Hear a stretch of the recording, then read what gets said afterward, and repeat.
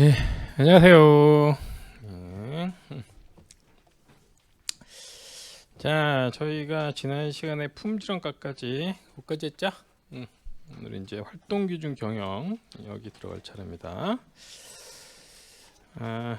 저희가 앞쪽에서 활동기준 원가 계산 그거 했었는데 책의 1191페이지 여기 할 차례죠? 1191페이지.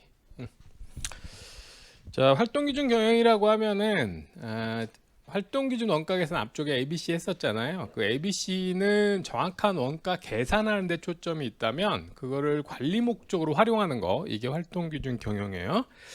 그래서 그 안에 내용에는 뭐 그걸 관리 목적으로 활용하는 다양한 내용들이 포함되어 있는데, 그중에 우선 기본적인 거 3개가 그 뒤에 넘겨보시면 1192페이지에 그 십자가처럼 들어가 있는 거 있죠, 위에. 그 십자가가 그 십자가 기준으로 세로 쪽으로 보면 그 ABC인데, 활동 기준으로 자원원가 활동의 외부에서 원가 대상의 금액을 집계하는 게 활동기준 원가 계산이라면, 그 가로 쪽으로 활동 기준 경영은 활동을 기준으로 원가 동인을 분석하고 그걸 기준으로 성과 평가나 개선 목적으로 활용하는 거, 이게 활동 기준 경영이에요.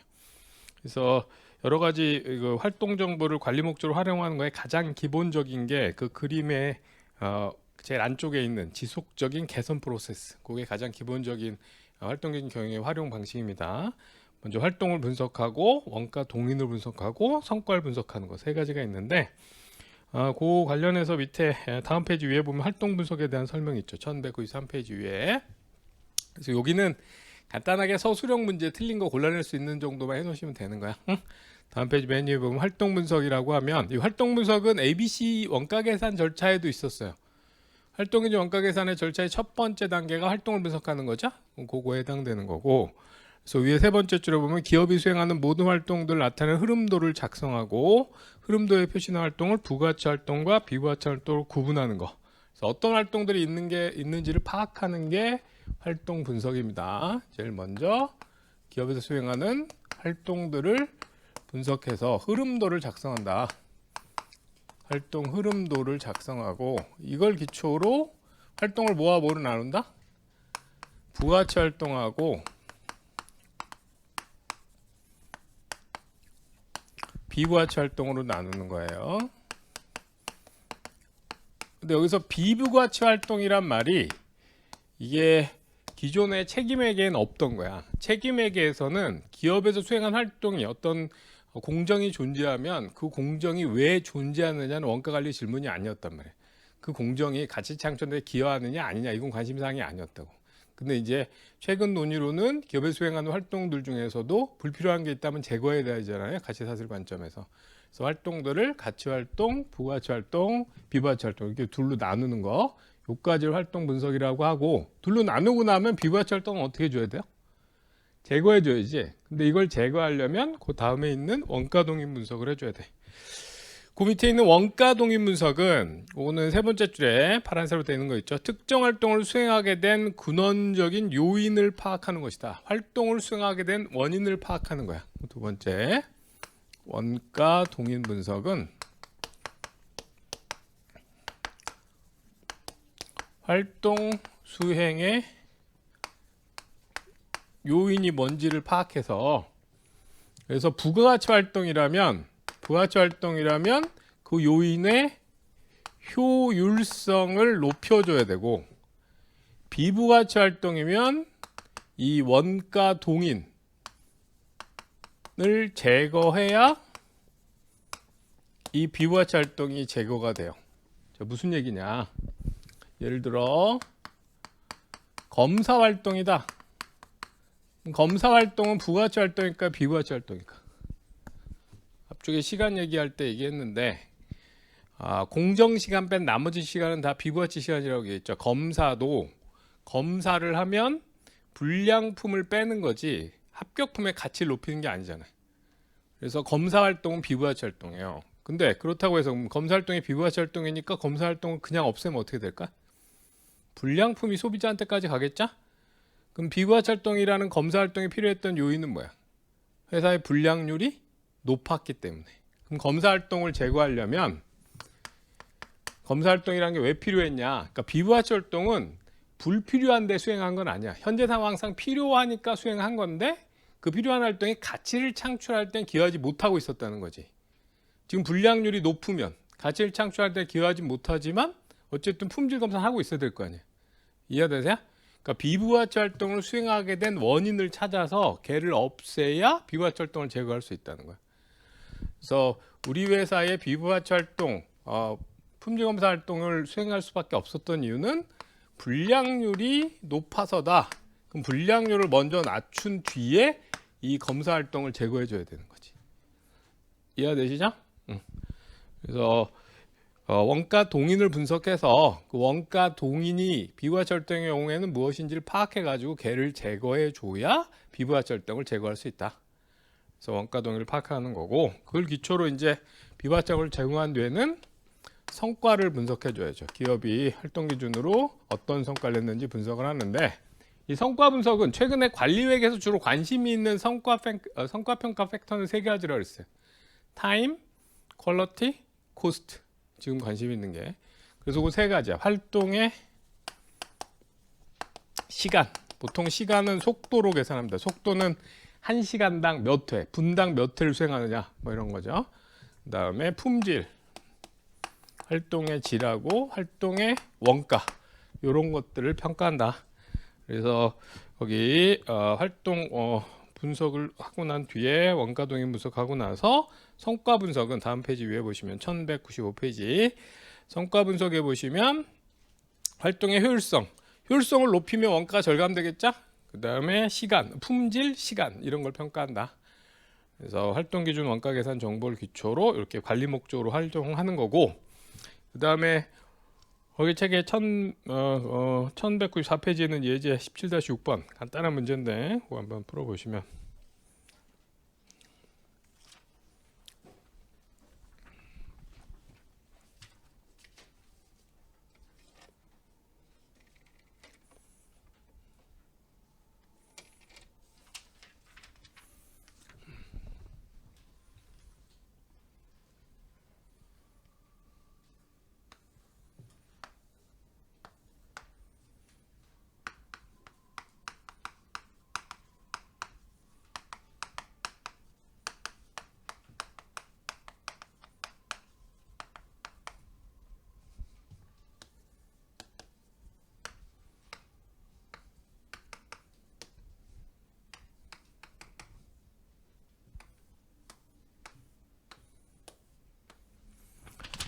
자, 거기 세 가지 활동을 수행하고 있어요. 우선 구매 활동. 구매 활동은 꼭 수행돼야 되는 활동이야. 이건 가치를 창출하는 데도 기여하는 거죠. 구매 활동이 있어야 제품을 만들 수 있으니까. 최적으로 수행하면 2,500회를 수행하는 거고, 실제로 2,500회 했죠? 부가치 활동을 효율적으로 수행한 거고, 회당 2,000원 들어가면 됩니다. 구매 활동은 전체가 부가치 원가고, 창고 운반 같은 거는 공정의 창고에 있던 걸 자꾸 이제 꺼내오는 건데, 공정 자체를 just in time 같은 걸로 배치하면 창고 자체가 필요 없어지는 거예요. 그러면 창고 운반 활동도 불필요한 활동이죠. 그럼 예를 들어 창고 운반 활동이 비부가치 활동이다. 근데 창고 운반 활동을 수행할 수밖에 없었던 이유는 왜 그래? 공정이 기존의 생산 방식이니까. 그럼 생산 방식을 바꿔야 되는 거죠. 그래서 공정을 just in time 같은 걸로 바꾸면 창고 운반 활동이 없어지는 거지. 어쨌든 현재 창고 운반 활동은 가치를 높이는 데 기여하지 못하는 활동인 거야. 그래서 창고 운반 활동 전체가 비부가치 활동. 그래서 거기 2,000회를 했고 회당 얼마 들어갔어요? 1,500원 들어갔는데 이건 활동 전체가 비부가치 활동이고, 그 다음에 작업 준비는 활동은 부가치 활동인데 효율적으로 수행되지는 못한 거지. 거기 효율적으로 수행했다면 몇 시간만 했어야 돼? 작업 준비 시간은 200시간만 작업 준비를 했어야 되는 거죠. 그러면 가치를 창출하는 데 기여한 거는 요 200시간분만 가치를 창출하는 데 기여한 거야. 그 다음에 나머지 그러면 현재 수행한 게 250시간이니까 50시간은 가치를 창출하는 데 전혀 기여한 게 없는 거죠. 그럼 요거는 비부가치 원가에 해당되는 거야.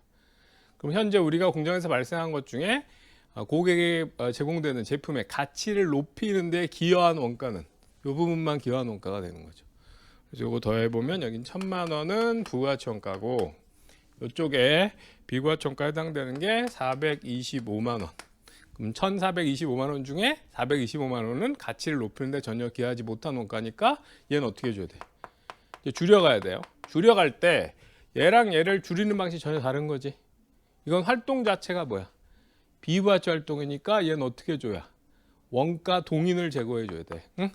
얘는 원가 동인을 제거해줘야 된다. 예를 들어 just in time을 도입한다든가 생산 방식 자체를 바꿔야 되는 거죠. 현재 생산 방식으로는 창고 운반 활동을 없앨 수는 없으니까. 반면에 얘는 작업 준비 활동 자체는 부가치 활동인데 이게 효율성이 떨어지면서 비부가치 원가가 발생한 거니까 얘는 효율성을 높여서 부가치 활동이 최적으로 작업이 수행되도록 해서 비부가치 원가를 줄여줘야 되는 거지. 이해되시죠? 그래서 활동기준 원가 계산의 앞쪽에 장점에 효율적인 원가 통제가 있어요. ABC의 장점에. 그게 구체적으로 이 두 가지야. 비부가치 원가는 비부가치 활동은 제거하는데 비부가치 활동의 원가 동인을 제거함으로써 비부가치 활동이 제거되고 부가치 활동은 효율성을 높여서 부가치 활동에서 발생하는 비부가치 원가도 줄일 수 있는 거지. 이해되시죠?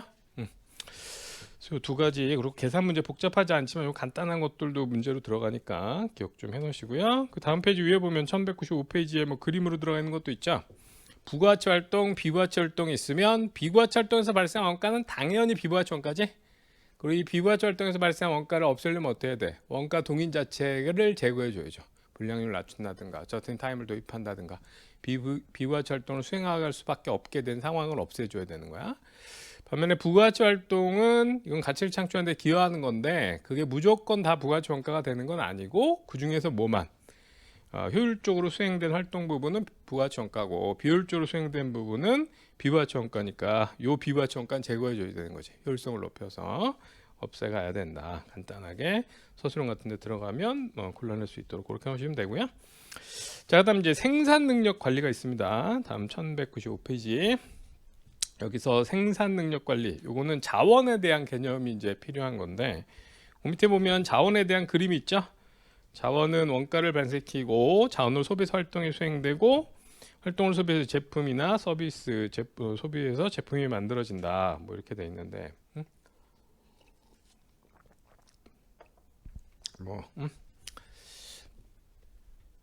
자원 뭐 예를 들어서 뭐 그 뭐죠? 그 타이어 회사 있잖아. 프랑스 타이어 회사가 만든 그 맛집 뭐 머슐랭 가이드인가 뭐 그거 해가지고 그거에 별 받으면 뭐 대단한 걸로 막 나오잖아요. 응? 내가 봤을 때는 근데 우리 입맛이 아니야. 프랑스 사람들 입맛이야. 응? 여러분은 푸아그라가 맛있어요? 그거 지방간이잖아. 거위 지방간. 응? 거위 간을 일부러 좀 더 이렇게 기름기 많이 끼게 만든 거 아니야? 응? 그래서 우리 입맛엔 뭐 좋아하는 사람도 있지만 뭐 아닌 사람도 많잖아. 그 책도 그래 내가 보기에. 근데 이제 그 책에 나오는 집 중에 또 막 보면 뭐 한식집인데 막 서양하고 뭐 무슨 요리사 셰프가 있어서 막 그런 집들 있잖아. 응? 강남에 가면 막 있잖아. 또 친구들 중에 또 그런 거 막 이렇게 또 폼나는 거 좋아하는 사람도 있을 거 아니에요. 한번 또 가자 그래서 또 갔어. 남자 넷이 뭐 쓸데없이. 응? 야, 이게 뭐 하는 짓이냐? 값이 뭐 비싸잖아. 응? 근데 보면 뭐 하나 요만한 거 하나 나올 때마다 다 설명해 주잖아. 뭐 이건 뭐 해서 어디서 갖고 뭐로 뭐 어떻게 데폈고 뭘 해서 뭐. 근데 요만해. 뭐 요거에 뭐 설명만 잔뜩 있고 한 입 넣으면 끝이야. 응? 응? 쓸데없는 거 막. 응? 뭐 돼지 방광에다 뭐를 넣어가지고 그러니까 옛날에 이 뭐지 닭가슴살 이런 거 찔 때 보면 이렇게 그냥 하면 뻑뻑해지잖아. 비닐이 없으니까. 응? 방광에 넣어서 프랑스에서 뭐 요리를 했었나 봐. 뭐 그래서 그걸로 뭐 해가지고 뭐 했다 뭐 해가지고 뭐 그걸 또 정확하게 설명해. 근데 뭐 요만해. 뭐 그래가지고 또 뭐 한 세 입 먹으면 끝나지. 응? 나중에 한 친구가 막 짜증내더라. 야, 이게 뭐냐 이게 먹고 나서 응? 어디 가서 좀 입가심 해야겠다 막 그러고. 응? 근데 뭐 사는 애가 산 거니까 뭐 나야 뭐 고맙다고 계속 먹었지. 응? 근데 이제 보면 그 서빙하는 사람이 우리는 우리 팀만 그런데 옆에 보면 이제 외국인들이 많이 있잖아. 그럼 옆에서 이제 영어로 쫙 설명해 주는 거야. 오 발음이 나보다 나. 그래서 야, 응? 이 사람은 인건비가 되게 비쌀 거라고. 그럴 거 아니에요. 영어로 다 설명해 줘야 되니까. 그럼 인건비들이 가격에 다 스며 있는 거지. 그럼 그 사람은 자원이야. 응? 이 사람을 높은 급여를 주고 고용을 해야 되는 거야. 그 다음에 그 사람이 그런 영어나 여러 가지 설명해 주는 서비스를 하는 거죠. 친절하게. 그럼 서비스를 통해서 고객이 만족하면 돈을 내는 거야. 응? 요즘 코로나 때문에 다 망했어요. 응? 되게 많은 가게들이 사라졌더라고. 그런 가게들이. 응? 요즘 턴오버가 안 돌아가니까. 응? 뭐 나중에 뵙겠습니다. 뭐 이런 거 들어있고. 응? 그럼 이제 그 사람이 자원이고 그 사람에게 비용, 급여가 들어가는 거. 급여를 주고 그 사람을 고용하는 거고 그 사람에 의해서 활동이 수행되고 그 활동에 의해서 서비스나 제품이 만들어져서 고객이 만족하는 거야. 이해되시죠? 그래서 원가는 뭐 때문에 발생해? 활동 때문에 발생해? 자원 때문에 발생해? 자원 때문에 발생하는 거고 자원으로 서빙이라는 액티비티가 수행되는 거고 그 서빙을 통해서 수익이 창출돼서 매출이 얻어지는 거야. 상황 이해되시죠? 근데 그 자원이 컨셉상 두 가지가 있어요. 응? 자원에 유동자원이 있고 고착자원이 있어. 그러니까 처음에 활동기준 원가 계산이 만들어졌을 때는 우리 여러분이 앞쪽에 ABC 공부했던 거 기억나시죠? 그게 제일 처음 만들어진 ABC의 컨셉이야. 거기서는 어땠느냐? 변동원가, 고정원가 구분이 있었어요. 앞쪽에. 언제적 얘기를 하는 거냐고? 약 2달 전 얘기를 하고 있는 거예요. 어? 거기 개별원가 뒤에 있었잖아, ABC. 거기 보면 거기는 뭐냐면 그 앞쪽은 관리 목적이 아니라 경영자 입장이 초점. 저 말이 반. 경영자 입장이 아니라 재무회계 목적이 초점이야. 응? 그래서 맨 앞쪽에 공부했던 거 생각해 보면 개별 원가다. 그러면 작업별 원가가 있죠? 작업별로 추적되는 직접 자료, 직접 넣으면 추적돼 있고 오버헤드는 배부한다. 이렇게 돼 있는데 그 안에 변동원가, 고정원가 구분이 있었어, 없었어? 없었어. 거긴 왜 없을까? 거기는 온전히 외부 정보 이용자 입장에서 기말 재고 공정에 남아있는 애가 얼마인지 매출원가로 가는 게 얼마인지만 알면 되는 거야. 그러니까 배부만 하면 되는 거야, 그냥. 그래서 외부 정보 이용자 입장에선 조업도가 변수가 아니라고. 작년에 작업한 시간은 확정돼 있는 거야. 그래서 발생한 금액을 그 시간 갖고 나눠서 배불 차서 뿌려주기만 하면 되는 거죠. 근데 이제 활동기준 원가 계산을 그걸 좀 더 정교하게 하겠다. 그래서 노동시간, 기계시간 정도가 아니라 부문별로 원가 동인을 찾아서 단위 수준, 묶음 수준 원가 동인을 찾아서 배부하겠다. 이건데 거기서도 여전히 배부가 초점이기 때문에 변동 고정이 없었다고. 근데 그걸 더 정교하게 고민을 하다 보니까 활동에서도 예를 들어 작업 준비 활동이다. 그럼 작업 준비 활동 안에도 기계 장치 같은 것들은 변동 원가야, 고정 원가야? 기계 장치 감가상각비가 있다. 리스했다. 그럼 이건 변동 원가야, 고정 원가야? 고정 원가고 기계장치 관련돼서 전력비가 들어갔다 그러면 변동원가잖아. 그러니까 그 활동별로도 변동 고정이 섞여 있는 거야. 좀 더 면밀하게 검토해 보면. 그래서 이거를 경영자 입장에서 바라볼 때는 변동 고정을 좀 나눠봐야 되는 고민이 있는 거야. 근데 그러면 변동원가든 고정원가든 원가 자체를 발생시킨 건 뭐냐? 자원이라고. 그래서 자원을 유동자원이다. 그럼 이건 뭐냐면 필요시 즉시 확보할 수 있는 거야. 그때그때 바로바로 확보해서 쓰는 자원. 필요할 때마다. 그럼 이건 변동원가, 고정원가. 제품을 만들려면 자원의 사용량이 커지고 그럼 원가도 그만큼 추가로 지출하면 되니까.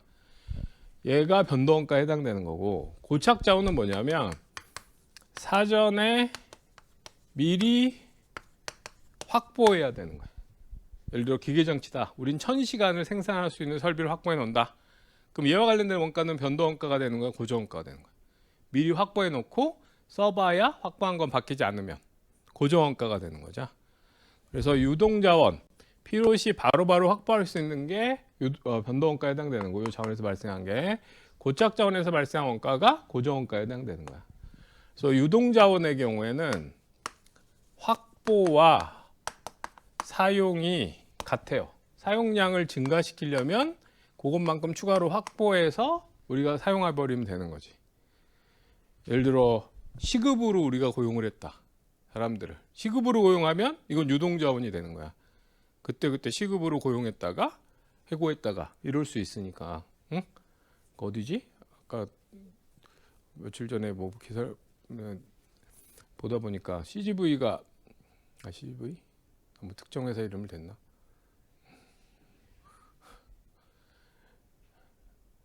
영화 극장이 거기만의 문제는 아니고 응? 그런 극장들 있잖아. 멀티플렉스 극장들이 요즘 되게 안 좋을 거 아니에요, 상황이. 그러니까 멀티플렉스 극장들이 평상시에 이 코로나 있기 전에 하루에 쓰는 그 알바 파트로 쓰는 사람이 1,500명쯤 됐대요. 1,500명. 근데 현재 100명대래. 현재 100명대인데 그 뭐야?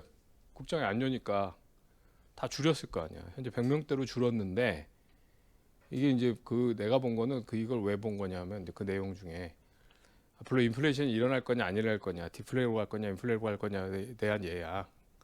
근데 지금 이제 통화량이 많이 늘었잖아. 그러니까 통화량이 많이 늘면 인플레이션이 일어날 가능성이 높잖아. 그게 다 화폐는 많고 돈은 실물 자산 정해져 있으니까. 근데 이제 인플레이션이 되려면 소비가 늘어야 되거든. 소비가 늘려면 가계의 소득이 높아져야 된단 말이야. 근데 그 예가 뭐냐면 그 1,000몇백 명의 알바를 쓰고 있었는데 지금 이제 코로나라 100명대로 떨어졌잖아. 그럼 코로나가 해결되고 나면 다시 1,100몇백 명 고용할 거냐? 아닐 거라는 거야. 이거를 거치면서 키오스크나 이런 시스템을 사람이 안 쓰는 방식으로 바꿔놨기 때문에 이후에 그 고용이 다시 살아나지 않을 거다.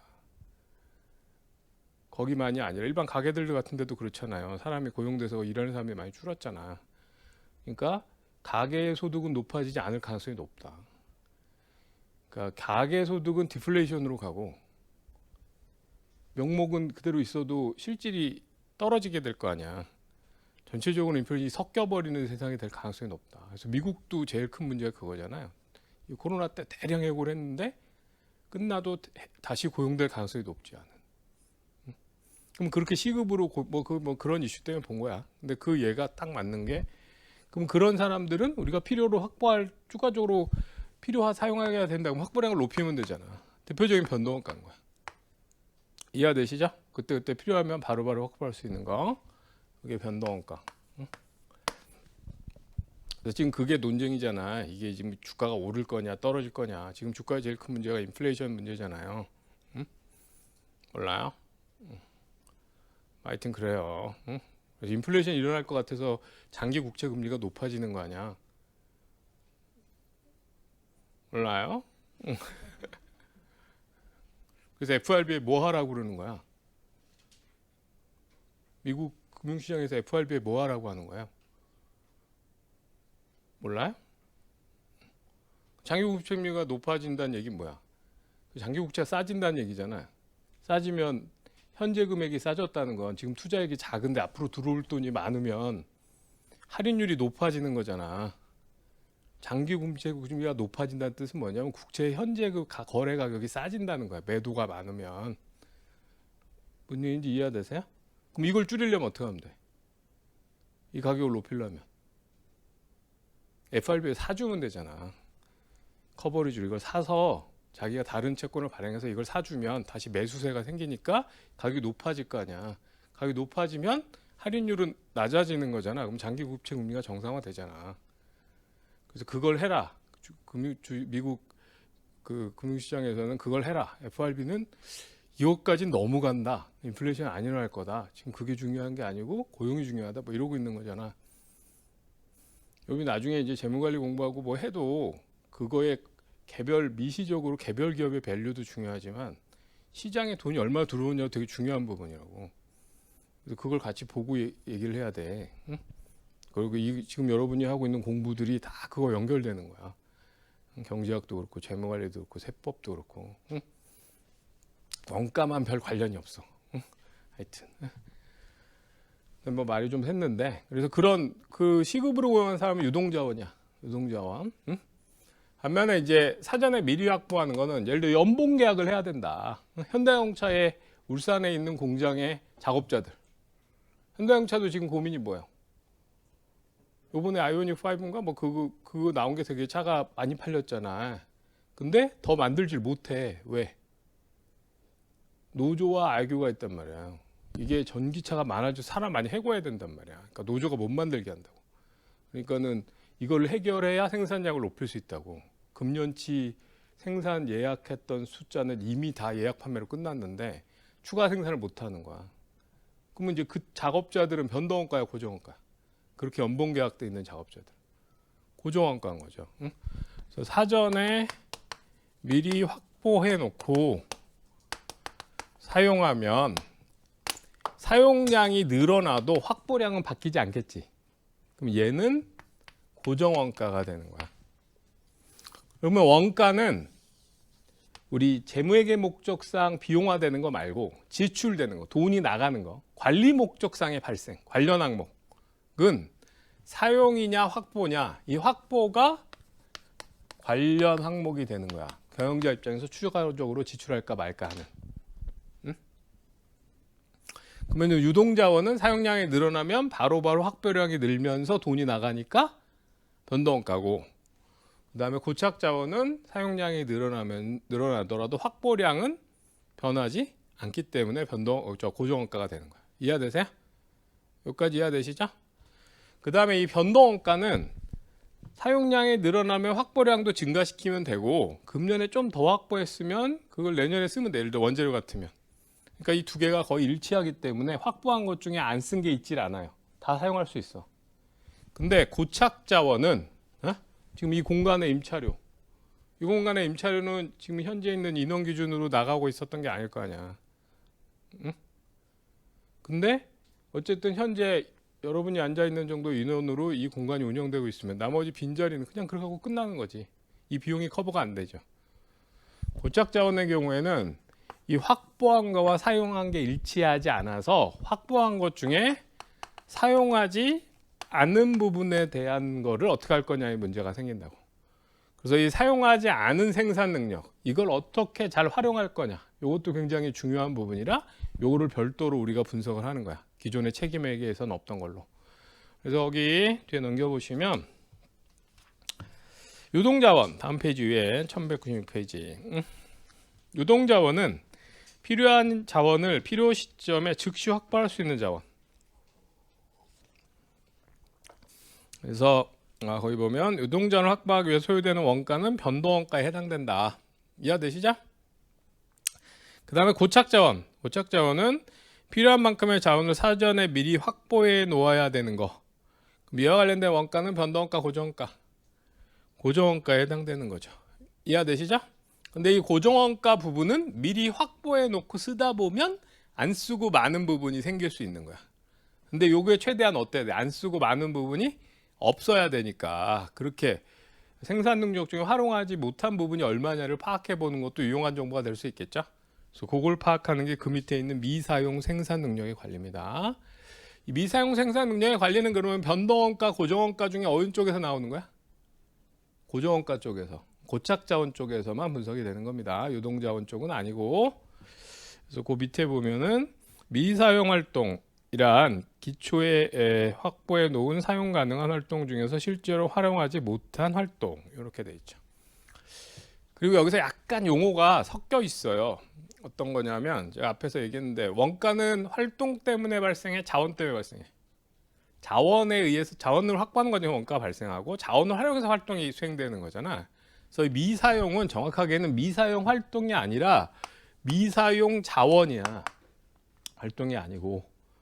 근데 이게 이제 예를 들어 홈그린 책에는 그냥 활동 레벨에서 분석되어 있는 경우도 있고 카플란 책에는 자원 레벨에서 분석되어 있는 경우도 있고 용어가 좀 약간 혼재돼 있어 지금.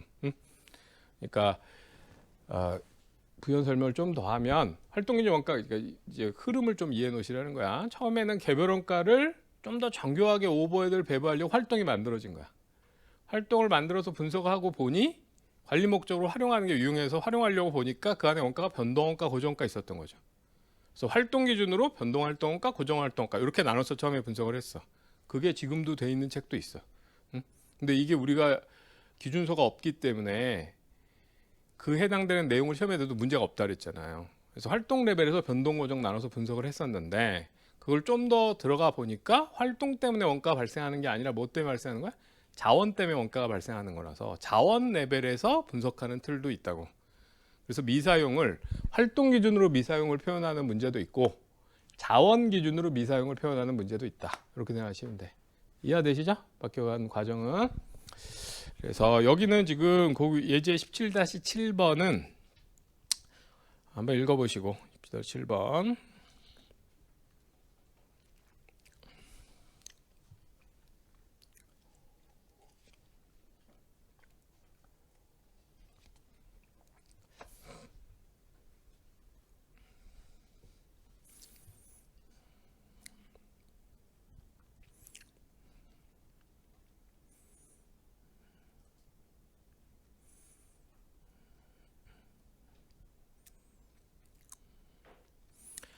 자, 거기 보면 지금 몇 명을 고용한 거예요? 작업자. 연봉 계약해야 되는 작업자가 있는데 몇 시간이 필요해? 이 작업자로 작업해야 될 시간이? 7,200시간 필요하죠? 한 명이 1년 동안 몇 시간 작업한대? 1,200시간. 그럼 7,200시간 커버하려면 몇 명을 확보해야 돼요? 6명을 확보해야지. 그러면 작업자라는 자원을 6명 확보해야 되는 거야. 그럼 6명 확보하면 원가는 36,000원에 6명. 이만큼 들어가겠죠? 그래서 7,200시간을 확보했고, 그리고 나서 작업을 했는데 실제 쓴 건 얼마만? 6,750시간만 사용한 거야. 그럼 확보한 자원 7,200시간 중에 사용하지 않은 게 얼마야? 450시간이 미사용이 되는 거지. 그럼 시간당은 얼마죠? 36,000원으로 연봉 계약하면 1,200시간 작업할 수 있으니까 나눠보면 시간당은 30원. 그러면 30원에 450시간 하면 13,500원이 현재 확보한 생산 능력 중에 활용하지 않은 부분에 해당되는 자원 활동 원가가 되는 거지. 이해되시죠? 그래서 계산은 복잡한 계산이 아니야. 계산은 복잡한 계산이 아닌데 컨셉은 중요한 컨셉이야. 지금 여비 부분이 변동 원가야, 고정 원가야? 지금 얘기한 게. 이거 미리 확보해 놓은 거니까 고정 원가란 말이에요. 그럼 기존의 책임회계에서는 고정 원가 분석할 때 어떻게 했죠? 책임회계에서는 그냥 고정원가 예산, 목표 총액이 있고 안 바뀌는 거니까 걔랑 실제랑 비교해서 예산 차이, 소비 차이 이렇게 분석하고 말았잖아. 그래서 근데 그 고정원가 때문에 확보한 생산 능력이 얼마나 잘 활용됐는지는 분석 안 했었단 말이야. 근데 지금은 그 확보한 생산 능력이 얼마나 적절히 활용되느냐도 분석을 해야 되는 시대가 된 거야. 경쟁이 치열해지면서. 그래서 그 미사용된 생산 능력에 대한 정보를 파악할 수 있기 때문에 상대적으로 최근에 와서는 좀 중요한 부분으로 얘기하기 때문에 계산이 복잡하진 않지만 컨셉은 명확하게 알고 있어야 되는 거예요. 이해되시죠? 자, 1239페이지에 18번 간단한 문제예요.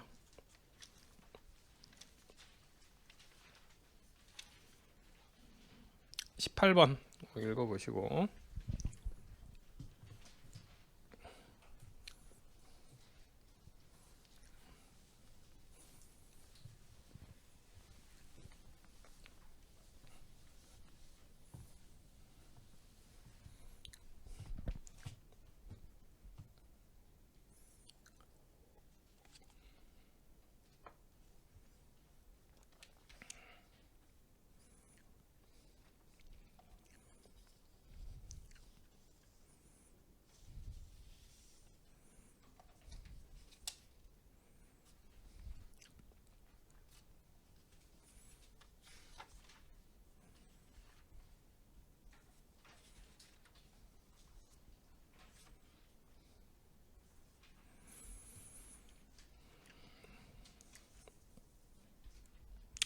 자, 거기 보시면은 5명의 작업자를 고용하는 겁니다. 하루에 8시간씩 250일 작업한다. 그럼 한 사람이 몇 시간 작업하는 거야?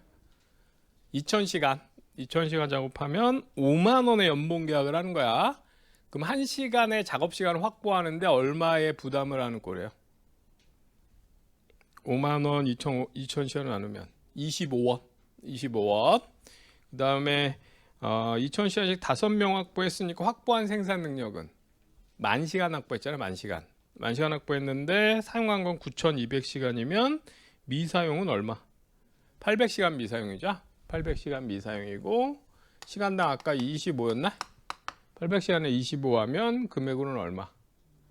2만 원이 미사용 활동 원가 되는 거지. 그럼 2만 원의 미사용 활동 원가 의미는 현재 고정 원가 이 작업자들 5명 고용해서 25만 원이 들어갔는데 그 중에 2만 원 부분은 우리가 활용하지 못하고 논 상태로 끝나버렸다. 그 부분에 대한 정보를 추가로 한 번 더 파악해 보는 거야. 여기까지 이해되시죠? 뭐 계산은 크게 어렵지 않을 거고 다시 이제 앞에 가셔서 그래서 생산 능력 관련해서 미생 활동 원가 찾는 거 봤고요. 이제 활동 기준 변동 예산 1198페이지 위에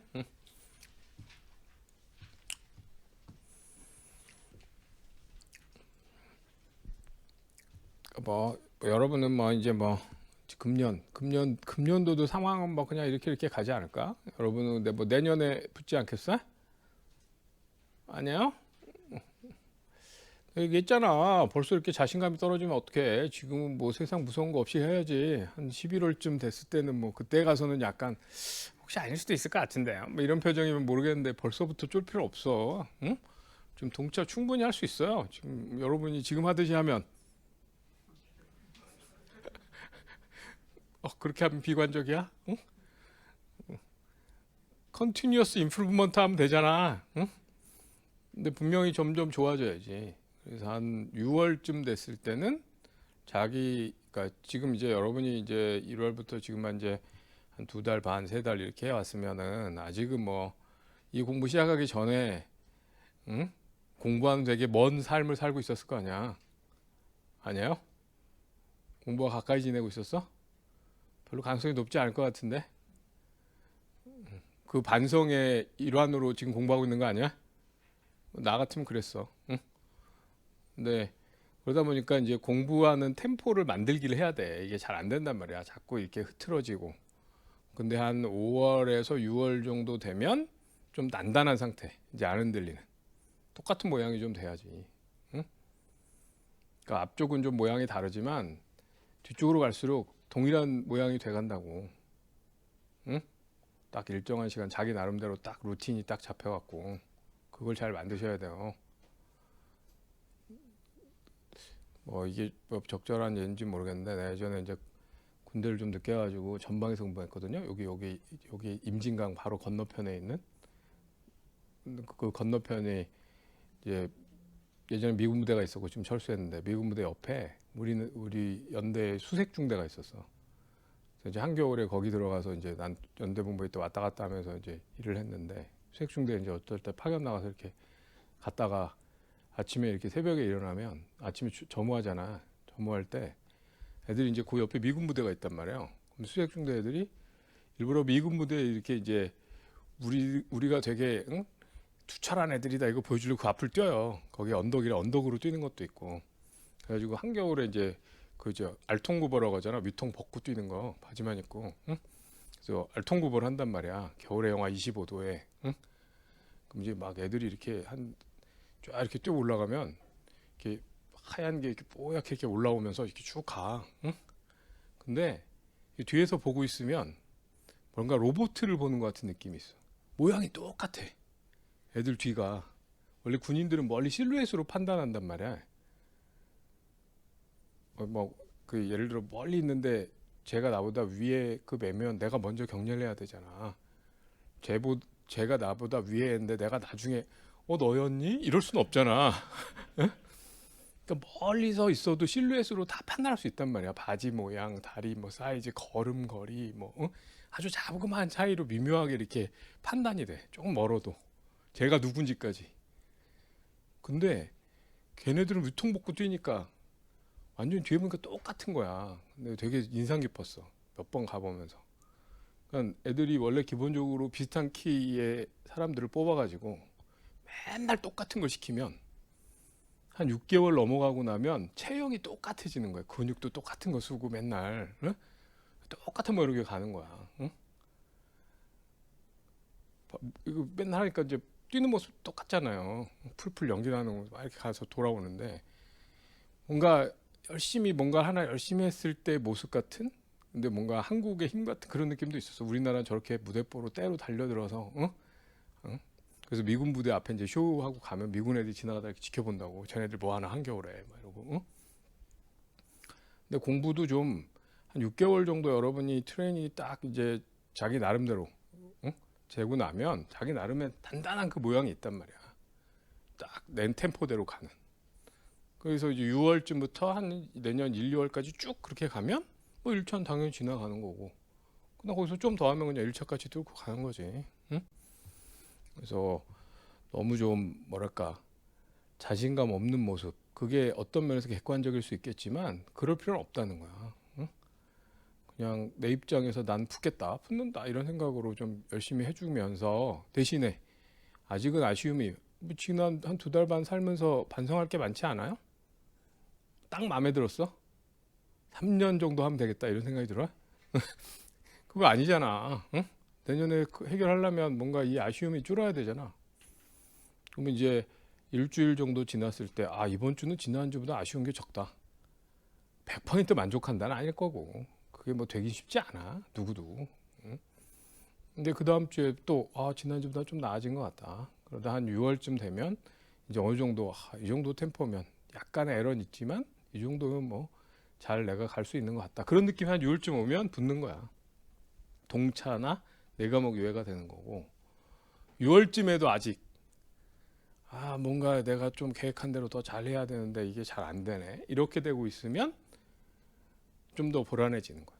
가능성이 지금이야 아직은 변동이 있는 거고. 응? 그거를 잘 만들어 간다고 보시면 돼. 응?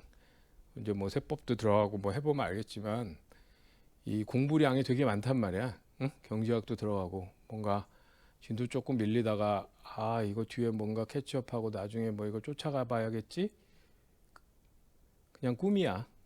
응? 그걸 다시 쫓아갈 시간은 오지 않아. 왜냐? 새로운 과목들의 그 놀라운 진도들이 계속, 응? 야, 너 다 왔잖아, 이제 가자 막 그러고 달려나간단 말이야. 응? 아침에도 많이 뛰었을 거 아니야? 아니에요? 오전에도 한참 뛰었을 것 같은데. 응? 어디 가시는 거예요? 막 이러면서, 어? 그나마 원간 같이라도 가잖아, 손잡고. 어? 아시겠지? 뭐 이러면서 세번 그냥 가잖아. 어? 응? 경제학 마찬가지예요. 경제학도 뭐, 왜냐하면 범위가 넓잖아. 범위가 경제학이 말이 경제학이지, 경제학이 그 국제경제학까지 다 들어가는데. 응? 근데 그거를 다 해놓으면 분명히 도움이 돼. 여러분이 나중에 뭔가를 할 때. 응? 근데 양은 많고 그러다 보니까 이제 점점 공부를 할 때 처음에는 앞쪽에 원가 재무회계 할 때는 그래도 이해하고 진도를 뽑는데 맞춰가면서 내가 뭔가 실력이 쌓이는 느낌으로 가면서 공부를 이렇게 할 수 있었다면, 이걸 넘어갈수록 점점 뭔가 쌓이는 건 별로 없이 머릿속에 총량 불변의 법칙, 뭔가 뇌에 있는 건 똑같이 요만큼인데 앞에 걸 빼고 뒤에 걸 넣어가면서 이렇게 쭉 지나가는 느낌으로 뭔가 채워지는 느낌이 덜하게 공부를 할 수밖에 없어. 더 해보시면 알 거야, 내가 지금 하는 얘기가 무슨 얘기인지. 근데 그때도 나의 공부 템포는 어느 정도 안정적으로 끌고 가는 게 되면, 지금은 뭐 빠져나갔지만 다시 집어넣으면 되는 거지 뭐. 응? 또 우겨놓고. 그리고 뭐 나만 빠져나가나? 내 경쟁자는 안 빠져나가나? 걔도 인간인데 뭐 똑같지 뭐. 그럼 결국 뭐냐? 빠져나가는데 위축되지 않고 그냥 나의 템포대로 당당하게 계속 꾹꾹꾹 밀어넣고 있는 사람, 그 사람이 상대적으로 많이 들어가서 이긴 사람이 되는 거야. 정리 잘 된 사람이 되기는 사실 쉽지 않고, 양이 많으니까. 그래서 지금부터 한 6월까지는 그런 좀 나만의 템포를 잘 만들어 간다. 응? 그런 마음으로 공부하시고, 그리고 뭐 그러면서 이제 좀 좋지 않은 거는 어두워지는 사람도 있어. 그러면서 점점 뭔가 우울해지고 좋지 않아. 뭐, 기껏해 1년 더 하면 되잖아. 기껏이 아니에요? 미안. 남의 얘기에 타죠. 왜냐하면 남의 얘기니까. 응? 응. 아니, 그러니까 뭐 정심해 봐야 뭐. 응? 그러니까는 뭐쫄 필요 없잖아. 그냥 열심히 하되 즐겁게. 응? 여러분이 뭐 이거 누가 강요해서 한 거예요? 스스로 선택한 거야? 부모님이 강요한 거야? 하고 싶지 않았는데? 그게 아니라 대부분은 자기가 선택한 걸 거 아니야. 내가 이거 해보겠다. 그러면 열심히 하되 즐겁게 할 수 있는 거지. 응? 그래서 좀 자기 나름대로 템포로 하면서, 근데 상황은 그런데 객관적으로 보면 어렵다 이런 생각하지 말고, 난 내년에 붙을 거야 그런 마음으로 하란 말이야. 응? 난 내가 그 1차 붙을 때 제일 큰 힘을 해줬던 친구들이 있어. 날 비웃었던 친구들. 어? 내가 9월에 공부를 시작했단 말이에요. 여러분 입장에서 우리 때 시험을 좀 늦게 봤으니까 난 여러분 기준 한 8월쯤 공부 시작한 거야. 8월 달에 나 이제 공부해야지 막 내년 1차 붙으려고 막 그러면 친구들이 막 야 무슨 내년 1차냐 내후년 준비해 막 그러면서 응? 되겠니? 막 그러고 막 뭐라고 했다고. 내가 12월에 수해법을 들었어. 12월에 이제 세법 개론. 여러분 지금 하고 있는 12월에 세법 개론 들으러 이렇게 막 하고 있으면 친구들이 막 야 뭐 하냐? 응? 이번에 좀 놀고 내년에나 해. 막 계속 그랬거든. 근데 뭐 그때 생각이 드는 거지. 객관적인 얘기야. 제 얘기가 객관적인 얘기지. 가능성 객관적으로 얘기하는 거야. 장난도 있고 우리끼리 맨날 장난치는 친구들이었으니까. 근데 살짝 열도 받는 거야. 어쨌든 좀 하겠다고 하면 그래 좀 어렵겠지만 열심히 해봐라 그런 얘기 해도 되는데 꼭 옆에서 비아냥대요. 야, 되냐? 막 그러고. 그래서 거기다 대고 그러면 여러분이 먼저 거꾸로 아 그럼 되게 어려운 거니? 막 그래? 살짝 또 서로 장난치는 사이니까 된다니까 너 보자. 막 그러고 이제 하고 나면 뒤로 돌아서면 기분이 어때? 말해놓은 게 있으니까. 더 이제 막 그래도 한번 되게 해봐야겠다 막 그 생각이 더 강해지는 거야. 공부 흐트러질 여지가 없었어. 하도 옆에서 공부 좀 하다가 흐트러지려면 그거 봐 안 된다니까. 그래? 다시 그리고 또 주위에 앉아 있거든. 근데 하다 보면 멍해지잖아. 너무 양이 많으니까. 그러니까 막 이거 막 좀 일어나려 그래도 저 자식이 또 다시 응? 그 힘에 붙었어. 그래가지고 걔보다 내가 점수가 더 좋았어. 그래서 나중에 이제 1차 끝나고 이제 합격자 점수가 나오잖아요. 내가 걔보다 평균 10점이 많았어. 그 뒤로 내가 계속 걔를 또 갈궜지. 야 맨날 막 그렇게 하더니 겨우 그거 맞았냐? 막 그러면서 그럼 걔가 이제 거꾸로 넌 얼마나 잘 찍은 거냐? 막 그러면서 막 응? 찍은 거 같니? 그럼 넌 안 찍었어? 막 그러면서 응? 그래서 나중에 2차 시험 봤는데 2차 점수 내가 좋았거든. 근데 그때는 아무 얘기 안 하더라고. 자식 2차까지 운이 좋군. 막 그러더니 가버리더라고. 응? 네, 상황을 객관화하지 말라고. 응? 내 입장에서 최적으로 상황을 선택하고 그 다음에 그걸 만들어가는 거야. 만들어가는 거란 말이야. 걔랑은 지금도 만나도 그래요. 지금 이제 프라이드 비커티 만들어가지고 여의도에 있는데, 응? 뭐 네가 무슨 주식 투자냐? 막 그러면 나 인정받아 거기서 막 그러면서, 응? 너무 잘해. 뭐 IRR 한 20% 나오게 투자도 해서 익지투하고 해가지고 뭐 산업은행에서 그 루키 펀드로 돈도 받고 브라이 펀드도 하나 명하고 막 그렇게 됐더라고. 응? 근데 뭐 그런 친구들하고 막 만나서 서로 그렇게 막 장난치듯 얘기하지만 그래도 또 열심히 할 땐 하면서 그냥 걔랑 즐겁게 얘기하는 거야. 근데 살짝 진심도 있고 살짝 농담도 섞여 있고. 근데 그걸 뭐 정색할 필요는 없고. 응? 여러분도 좀 그 나름대로 상황이 뭐 남들이 어떻게 생각하든 자기를 객관하지 말고 난 붙는다. 이 시험을 한 순간 결론은 뭐야? 합격이잖아. 아니야? 가능성을 보고 하는 거야? 붙으려고 하는 거야? 붙으려고 하는 거 아니야? 붙는 거지. 붙겠다는 자신감이 있어야 돼. 그게 내년이냐, 내후년이냐 모르겠지만 난 내년에 갈 거다 최대한. 근데 약간 그런 자신감이 좀 약한 마음을 갖고 있는 경우가 많아서 그 마음 때문에 내가 객관한 상태가 실현이 돼. 그걸 정말 하겠다고 열심히 하면 붙을 수 있는데 그럴 만한 영향이 충분히 있는데 객관화해서 그만큼 가는 거지. 그렇게 되지 않게 응? 지금 이제 나도 오늘 뭐 마지막 시간이라 잔소리 겸 하는 거야. 응? 열심히 자기 템포를 잘 맞춰가면서 대신 나는 내년에 꼭 붙겠다. 응? 붙을 거다. 응? 틀림없이 그런 마음으로 하고 주위에도 좀 내가 얘기했잖아. 계속 지르려니까 친구들 만나면 넌 뭐 언제 될 거냐 막 그러면 뭐 내가 원래 이과였거든. 나 문과가 아니고 이과였다가 문과로 바꾼 케이스예요. 원래 공대 다녔었어. 응? 그래서 이제 경제학과로 과를 아예 다시 시험 봐서 경제학과를 들어왔는데 내 친구 다 이공계거든. 옛날에는 회계사가 더 사람들이 잘 몰랐단 말이야. 그래서 내가 이제 8월 달에 이제 막 공부 시작해서 친구들 이렇게 막 만나면은 야 너 뭐 하냐? 나 공인회계사 준비해. 막 그러면 뭐 그거 한 2달이면 되는 거 아니니? 막 그래서 그래. 그래서 내년 붙는 거지? 막 그러면 그럼 뭐 그러고 이제 나중에 이제 붙고 나서 걔한테 물어봤어. 야 너는 근데 왜 그걸 2달이 아니? 그치? 난 네가 공인중개사 보는 줄 알았지. 뭐 그래가지고 얘가 왜 공인중개사를 갑자기 본다 그러나? 뭐 그랬대. 공인중개사란 말을 잘 모르는 경우가 많이 있잖아요. 응? 근데 자꾸 주위에 그렇게 질러놓고 나면 나중에 공부 잘 안 될 때 그 말도 들린다니까 귀에. 2달 만에 본다고 이 자식이 막 그러면서 막 공부하게 돼. 응? 옆에다 자꾸 질러. 응? 응. 지금 위축되지 말고, 응? 세법하고 경제학 더 들어가고 나면 양의 내가 머리가 나쁜가 이런 생각하는 사람도 있을 거고, 왜 이렇게 많지 양이 이런 생각하는 사람도 있을 텐데 다 겪는 일이야. 그걸 다 이겨내고 가는 거예요. 응? 그래서 뭐 여러분은 그렇게 공부를 안 했는데 이제 우리 때는 그렇게 공부를 했어가지고, 우리 때는 뭐가 있었냐면 이해를 못하면 외워라 그런 게 있었거든. 선생님들이 잘 못 가르치니까 이해는 못 시키고 암기를 시키는 거야. 그럼 암기를 시키면 암기를 해놓으면 나중에 이해가 돼.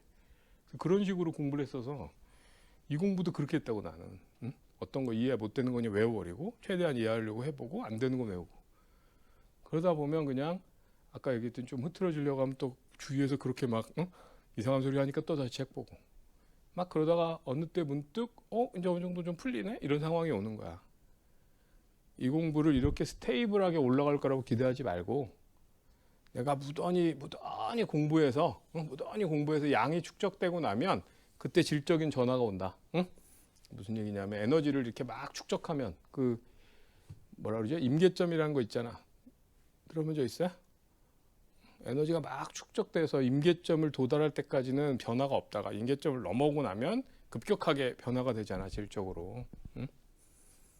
세상이 좀 그런 부분이 있어. 공부도 좀 그래. 근데 여러분이 그 임계점 도달할 때까지는 아웃풋 생각하지 말고 무던히 넣는 거야.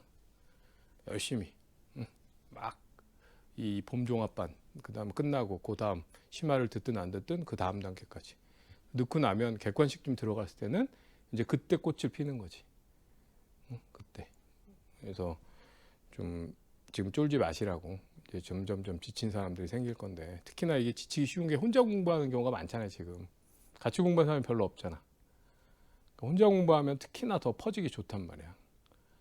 이게 공부는 한 서너 명이 같이 하면 제일 좋은데 지금 그럴 수가 없잖아. 응? 그러니까 이게 퍼지는 게 되게 쉽고, 그래서 반대로 나도 쉽게 퍼지고 남도 쉽게 퍼져. 그래서 내년도에 1차 수험생이 내가 보기에 실력은 최저일 거야. 흐트러진 사람이 제일 많을 테니까. 거꾸로 자기 템포만 잘 지키고 가면 기회는 최대지. 쫄지 마시고. 응? 그래서 여기서 좀 무너지지 않게 조심하세요. 약간 잔소리했어. 자, 이제 그 다음에 거기 활동기준 변동예산 그거 좀 볼게요. 활동기준 변동예산 이건 뭐냐면 ABC 원가 정보를 기초로 우리 변동예산 뭔지 알죠? 플렉서블하게 예산을 짜서 차분석하는 거잖아. 그 변동예산을 활동기준으로 짜보는 거야. 변동예산을. 그래서 밑에 보면 표준원가 계산과 활동기준 경영의 통합. 이 변동예산이니까 표준원가에서 나온 거잖아. 책임회계에서. 그거를 ABC랑 합치는 거예요. 그래서 동그라미 1번에 활동원가 동인의 통합 적용. 그래서 표준원가 차이 분석에 해당되는 SQ를 활동원가 동인별로 찾아버리는 거야. 그러면 활동별로 차이 분석을 할 수가 있겠죠? 그 다음에 부가가치 원가와 비부가가치 원가의 개념을 적용한다. 표준에서는 비부가가치 원가가 없었잖아요. 근데 이제 통합하면서도 활동기준 경영에서는 비부가가치 원가 별도로 파악해서 제거할 수 있도록 그런 관리까지를 더 넣고 활동기준 변동 예산을 짜서 분석을 한다. 내용은 뭐 색다른 게 있는 건 아니고 활동별로 짜는 거고 17-8번 한번 읽어보시고요. 17-8번에 작업 준비 활동만 좀 짜보죠. 작업 준비 활동 그거 읽어보시고.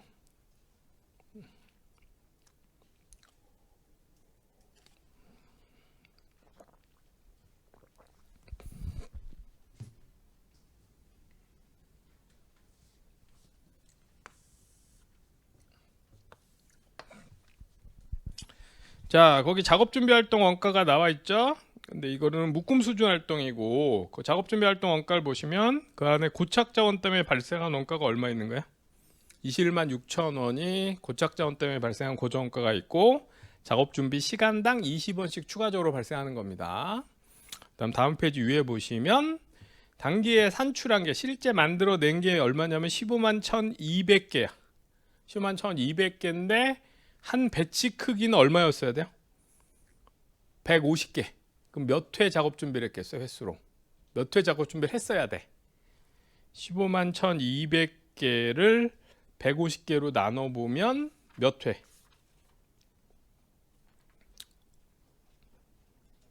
1000회? 1000회? 1008? 맞아? 1008? 1008이고 1회당 몇 시간? 6시간. 1008에 6시간 곱하면 6048시간 했어야 되는 거지.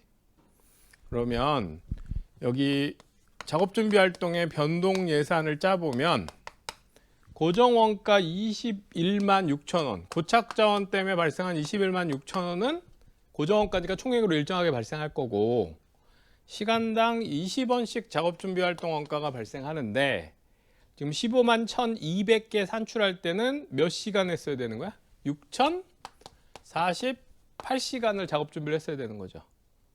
이렇게 해서 집어넣으면 15만 1200개 만들 때 우리가 변동 예산, 플렉서블하게 짠 목표치가 얼마인지 계산해 볼 수 있지. 요거 계산하면 얼마야? 33만 6,960원. 그 다음에 실제로 발생한 원가가 그 밑에 있어요. 요구사항에 2번 요구사항에 작업 준비 활동에 실제로 발생한 원가가 36만 1,750원 발생했으면 요 차이가 이 활동의 예산 차이가 되는 거지. 이 활동 원가의 목표, 전체 목표와 실제 차이. 그러면 2만 4,790원이 불리한 차이. 이렇게 각 활동별로 별도의 오버헤드인 것처럼 차이 분석을 할 수 있게 되는 거야. 논리 이해되세요? 그래서 그 활동별로 나눠서 해서 항목이 많다. 이거 빼고는 기존의 오버헤드 차이 분석의 2분법, 3분법 차이 분석과 다를 게 없어. 똑같은 내용인데 활동별로 한다. 응? 그렇게 생각하시면 돼. 그래서 요거 묶음 수준 활동에 해당되는 차이 분석 받고 그 뒤에 넘겨 보시면 요거 작업 준비 활동을 좀 더 자세히 분석하고 있습니다. 그걸 자세히 분석한 게 그 밑에 있는 그 옆에 있는 17-9번이야. 17-9번 표시해 놓으시고 요거는 굉장히 중요해. 왜냐하면 이 챕터가 계산 문제가 별로 없잖아요. 내용이 대부분 이론적인 내용이라 서술형으로 나온단 말이야. 근데 이제 관리회계 전공하는 사람들이 기본적으로 숫자를 좋아한다고. 그래서 숫자로 되면 요건 딱 숫자로 내기가 좋아. 요게 시험 문제에 꽤 자주 나와. 요거는 정확하게 계산할 수 있도록 해놓으셔야 돼. 그래서 그거 묶음수 활동 차이 분석을 거기 17-9번 그 뒤에까지 해서 우리가 좀 분석을 하고 뒤에 문제를 풀어봐야 돼서 요건 좀 기니까 잠깐 쉬고 할 테니까 쉬는 동안 오버헤드 차이 분석이 약했던 분이면 요거 좀 미리 좀 읽어보세요. 이거 중요합니다. 잠깐 쉬고 요거 활동 차이 분석 볼게요.